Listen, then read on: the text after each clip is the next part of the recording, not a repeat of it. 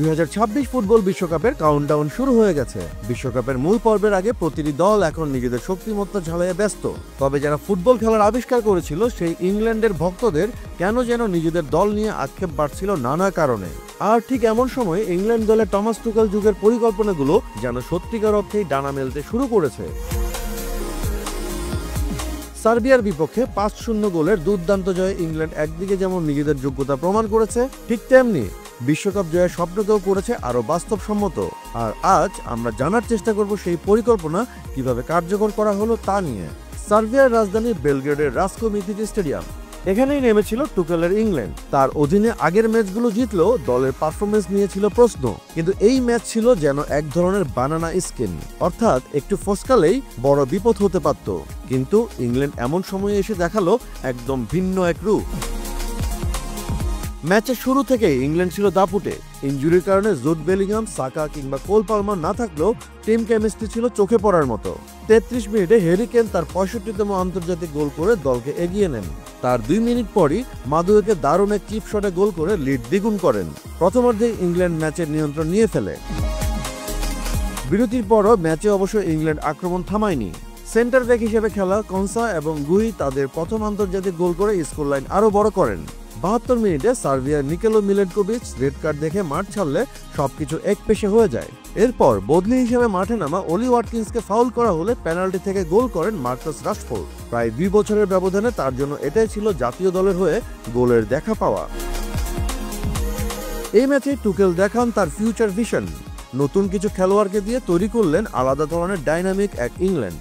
মিডফিল্ডে Elliot অ্যান্ডারসনের progressive passing, উইংয়ে মাদুয়েকের দৌড়ঝাঁপ আর আক্রমণে Morgan রজার্সের সৃজনশীলতা, সব মিলিয়ে দলটা হয়ে উঠেছে এখন অনেক বেশি প্রাণবন্ত। সাউথগেটের সময় যে অভাবটা ইংল্যান্ড দলে ছিল সেটাই যেন এখন পূরণ হতে যাচ্ছে। তবে এই ম্যাচটা শুধুমাত্র মাঠের ভেতরের গল্প নয়। সার্বিয়ার দর্শকদের মধ্যে ছিল রাজনৈতিক অস্থিরতা, স্লোগান, এমনকি লেজার পয়েন্টারের অভিযোগও। কিছু জায়গায় পুলিশকেও হস্তক্ষেপ করতে হয়েছে। এমন প্রতিকূল পরিবেশে সার্বিয়ার ইতিহাসের সবচেয়ে বড় ঘরের মাঠের হারটা ইংল্যান্ডকে দিয়েছে আলাদা আত্মবিশ্বাস। আর তাই ম্যাচ শেষে টুকেল বলেন, এটা ছিল আসল টিমওয়ার্ক। প্রতিটি খেলোয়াড় একে অপরকে সাহায্য করেছে, শৃঙ্খলা মেনে খেলেছে। মাত্র 3 সপ্তাহের ক্যাম্প থেকে এমন পারফরমেন্স পাওয়া দারুণ ব্যাপার। সত্যিই তো তাই, কারণ এই জয় প্রমাণ করেছে ইংল্যান্ড ধীরে ধীরে গড়ে উঠছে এক নতুন দলে। শুধু ফলাফলের জন্য নয়, খেলার ধরনেও এসেছে পরিবর্তন।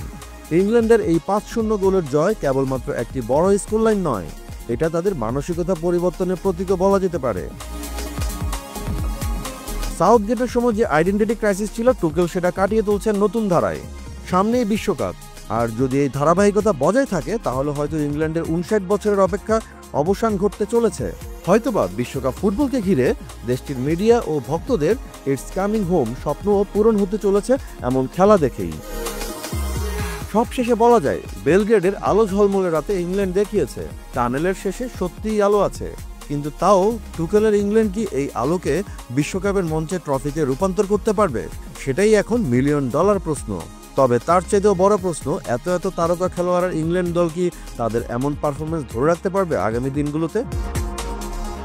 আপনার উত্তর জানাতে পারেন কমেন্টে। ফুটবলের সব আপডেট, বিশ্লেষণ ও ইনসাইড নিউজ পেতে সাবস্ক্রাইব করুন স্পোর্টস লাইভ উৎস চ্যানেলটি।